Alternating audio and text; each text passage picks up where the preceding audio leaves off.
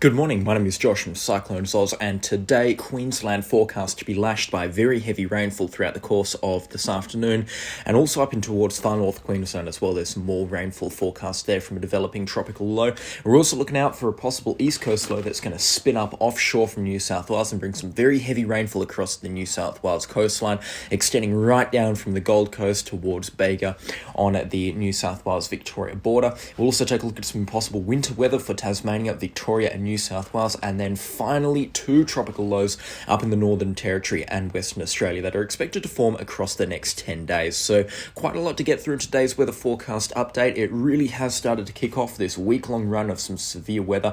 We're going to start things off in southeastern Queensland, of course. You can see some strong thunderstorms already appearing on the radar imagery. This is a 12-hour loop, and already the eastern suburbs of Brisbane around Ipswich and Toowoomba have received some significant rainfall overnight, possibly up to 50 millimetres in some locations, and then down towards the Gold Coast as well, some very heavy rainfall falling on Byron Bay. I think areas south of Coomera have dodged the worst of the rainfall, but still some significant falls have occurred. We're talking up to 100 or 150 millimetres overnight. Hopefully, though, that is the rain for that area done for the next few hours, but certainly is going to wetten up significantly tonight. You can already see these strong thunderstorms starting to form along a trough line, and they're going to really fire up this afternoon and evening, not so much in the Brisbane metro area, but across the central sort of areas of Queensland, towards the east, the west of Toowoomba rather, and Warwick, and then also down in towards New South Wales, the northeastern corner of New South Wales, for areas extending between Lightning Ridge towards the coastline and then down towards Newcastle. That's where the storms are going to be tonight, and we could possibly be seeing up towards 50 to 100 millimetres falling for the remainder of today. In fact, some areas might get up towards 120 millimetres on top of what they've already had, and even inland communities around Charleville, possibly up towards 70 or 80 millimetres today from this just consistent rainfall that is going to be falling. The remainder of Queensland, not too much more rainfall forecast for today, maybe some up towards Cairns and Cooktown, but nothing too crazy up there. And it's going to really start to develop as well down the coastline. We're really talking about a very wet weekend or end to the week from about Friday morning onwards down towards Sydney and Wollongong. Yeah, probably around 2 or 3 p.m. Friday, we're really going to see this rainfall pick up for areas between Newcastle right down towards Bega and Bateman's Bay on the southern coast of New South Wales. Very heavy rainfall totals are expected to be falling. We're going to be seeing 1 hourly rainfall totals probably approaching 25 millimetres, and they will be consistently held for many hours at a time. And look at the rainfall that really extends in towards the western suburbs of Sydney. I mean, Penrith, you're looking at up towards 50 millimetres over the course of an hour-long period for holding itself for many hours at a time. Thankfully, the worst of the rainfall will happen after rush hour, but definitely from 8 p.m. Friday onwards, it is going to be very, very wet indeed across western Sydney, and we're watching this very closely on the channel as well, because this is going to be some very, very heavy rainfall that's moving through. And you might also be able to notice some pretty high wave heights as well moving through. Those winds are going to be very gusty. You're talking about waves approaching 4 to 5 metres for the coastline, and they will pick up as you get further south down towards Bateman's Bay. You're talking 5-metre high waves, and they'll continue to pick up in towards Saturday the further south you get as well, and they are being driven by some very strong wind gusts that we're expecting. Maximum sustained winds will probably be around 40 knots or so, that's 75 kilometres an hour, and then peak wind gusts you're talking up towards 80 to 90 kilometres an hour, maybe up towards 100 kilometres an hour in one or two spots as well, and even up in towards the mountains as well around Kosciuszko Chalet, you're probably looking up towards 80 km/h wind gusts as well, so they will not be spared either. Doesn't look like this front is going to be bringing any snow as it moves through, but again, still there could be some very significant rainfall, and it will persist in towards Saturday morning as well, clearing out by early Saturday afternoon as this low pressure area moves further down the coast towards Mallacoota. But just because of how much moisture and energy is in the air, because this area has been starving for rainfall for so long, that is why we haven't seen any significant fronts like this, and that's also why this one is very, very significant, because there's just so much moisture in the air for this weather system to take advantage of, and it certainly is taking advantage of it, that's for sure. We'll take a look at rainfall accumulations over the next 3 days. They really do get up there. In Friday night alone, you're probably going to be seeing up towards 250 millimetres for areas around Penrith and Camden. This will fill the dams that are up here. I mean, you can see this huge dam here. I forget the name of all of these dams. I really need a break brush up on my geography around Sydney, but these dams will definitely have 10 or 20% added to their water levels with this amount of rainfall, because all of this happening so fast, the majority of it will be runoff, and it will cause some flash flooding, some riverine flooding as well, down towards Wollongong as well, Albion Park. You're probably looking at around 300 millimetres maximum there. And yeah, just really significant rainfall totals that are going to be falling. Very, very heavy rainfall. And I don't think the Bureau of Meteorology or the news has been calling for this enough, or really emphasizing how significant the rainfall totals are going to be, because this will be a 1 year weather event. It will be the strongest or most significant rainfall that we do see this year, possibly around the New South Wales area, will be on par with another very significant weather event that may happen later this year. But again, these sort of weather systems only happen once or twice a year around the Sydney area, especially in El Nino years. They're not too common, that's for sure, but we are now heading back in towards that La Nina.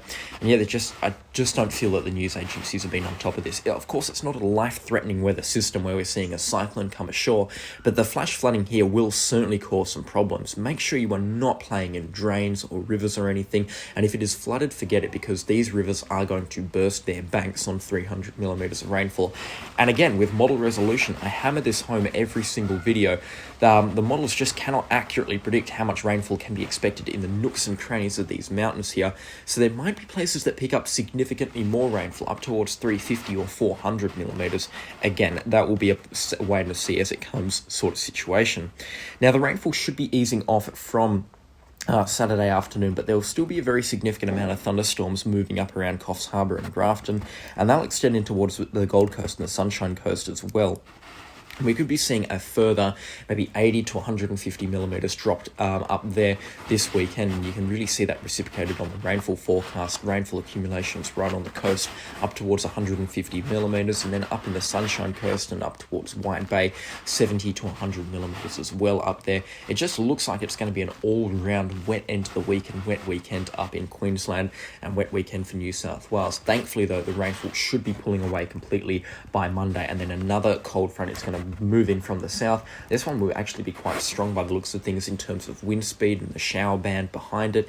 This cold front that's going to be sucked in behind could also have some snowfall in it. We'll take a look at that one right now. Over the next 10 days, snowfall accumulations for Tasmania, possibly up towards a centimetre or two. As per the Axis model, the Eastern BF has dropped that 10 centimetre accumulation over the top of Queenstown that it had yesterday.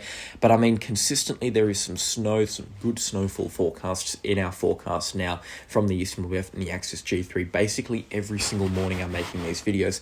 There's still a lot of factors out there. That's why the forecast has been so inconsistent day on day. But I reckon that there is some snow definitely on the way by next Wednesday or so. There will definitely be a light dusting or two happening across New South Wales and Victoria. Now I think it's time to take a look at tropical lows and tropical cyclones across the nation's north. You can see by next Monday and next Tuesday, we're really starting to see this tropical low develop across Western Australia. In fact, it's actually expected to develop a lot earlier than that. It's already starting to wrap itself up quite nicely at this time. You can already start to see a bunch of thunderstorms starting to spin themselves up quite nicely about 12 hours ago. Again, the Bureau of Meteorology just seems really on board with this becoming a tropical cyclone and becoming a strong system, as per what the news agencies are saying, because I watched Sunrise News yesterday and they're calling for a cyclone impact on West Australia. I don't think that's going to be happening at all. But again, a late season tropical cyclone, we can't really be writing that off at this time, and it looks like by Friday and Sunday it's really starting to develop. And again, a fully blown tropical cyclone by Sunday morning, reciprocated against the forecast models. No, actually it isn't. The Axis and the Eastern BF rather and the GFS model are very much on board with this becoming a tropical cyclone. The GFS actually wanting it to become quite powerful by the looks of things. You're talking peak wind gusts probably up towards 120 kilometers an hour, which again is very much underestimated because it is the GFS forecast model. And then the Eastern BF model rather, also calling for wind gusts of around 150 kilometers an hour. So it might actually have a decent shot. I might be too much of a doubter on this system. It's not going to have the best environment, but it will be a small system. So again, the chances of rapid intensification are certainly going to be there. And this is going to be a system that we have to watch very, very closely, that's for sure. I don't think it's going to be an Australian cyclone threat, but this is certainly going to be a very close call to Western Australia, and it will likely be bringing some showery conditions, certainly some gusty winds ashore on the Pilbara and the Kimberley coastline. of Western Australia, and it does, completely dies off once it gets out of that tropical belt by around Monday afternoon, and then into Tuesday and Wednesday. There's not much left of it by Wednesday, that's for sure. And again, the axis just really refusing to agree with the other forecast models. They're calling for it to really form and peak about 2 or 3 days later than the other forecast models. So this is an interesting forecast from the Axis G3 model. Again, it does get just as strong, but the Axis might not be the reliable model here, considering they are just so different from the East Queensland and the GFS.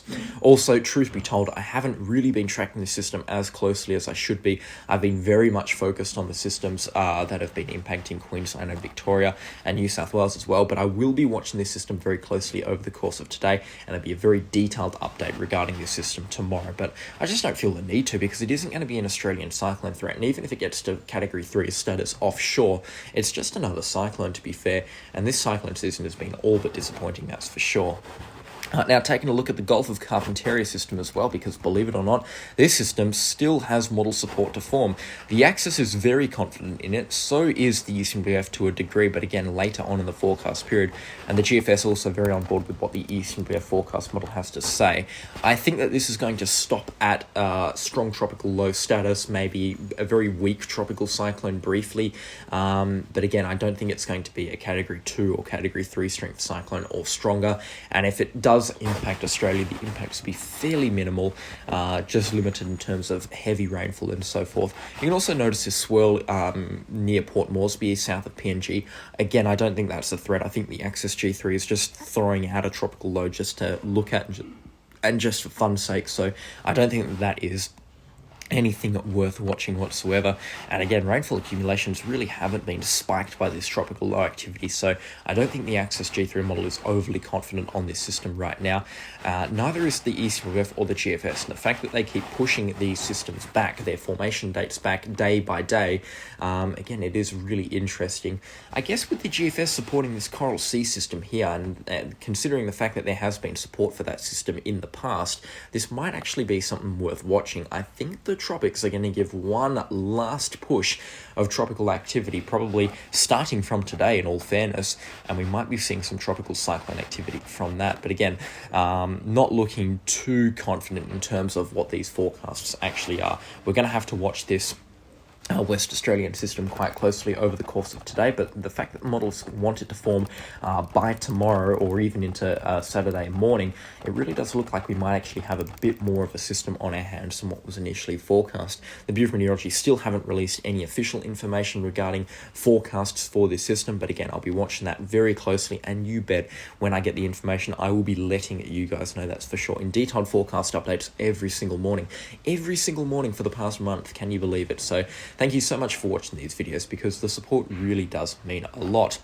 In terms of other weather around the nation, doesn't look like there's anything interesting happening nationwide. It's just kind of the east coast that's expecting a bunch of rainfall, and also some of that tropical activity up in the north. Western Australia, I can't believe how dry Western Australia is right now. I mean, Perth has had its wettest 7 months on record, with only 20 millimetres falling in the past 6.5 or 7 months. It has been ridiculously dry. I'm staying up at my grandparents' house right now, a beautiful house in Lesmere, and the trees are just so dead. They are so parched, and they are desperate for some water, and the entire bushland around us is really starting to dry off, and it is quite sad to see. And I've noticed it as well driving through the hills. It has just been so dry and barren and kind of hard to look at, in all fairness. And what this place needs around here is a good bushfire to rip through to really crisp those trees up and get the eucalyptus growing nicely, and a good, very healthy 100, 150 or 200 millimetres of rainfall to fall in a week. Consistent good rainfall is what we need down here, and again, we just haven't had any of it. It has been quite sad to see, that's for sure. And yeah, in terms of other rainfall, Queensland's got all our rainfall right now. New South Wales, a healthy amount of rainfall, and even in towards Tasmania as well. The entire island looking at least 10 millimetres for the next 10 days, that's for sure. And maybe up towards 100 millimetres as you get into the more mountainous areas. I love forecasting Tasmanian weather. It's such a beautiful climate down there, I reckon. Very wet throughout winter. In fact, the west coast is some of the wettest locations on the Australian continent, or just outside of the Australian continent, I should say. And the rainfall that they have down there is on par with the rainfall that they receive in far north Queensland. Anyway, I've just spent about 2 minutes rambling. It's time to end the video. Thank you so much for watching, guys. Your support really does mean a lot. More to come on these systems, that's for sure. There's a lot going on. A special shout out to the channel sponsors. Thank you so much for your ongoing support to the channel sponsors. Their names on screen right now, and I will catch you all in the next storm. Goodbye.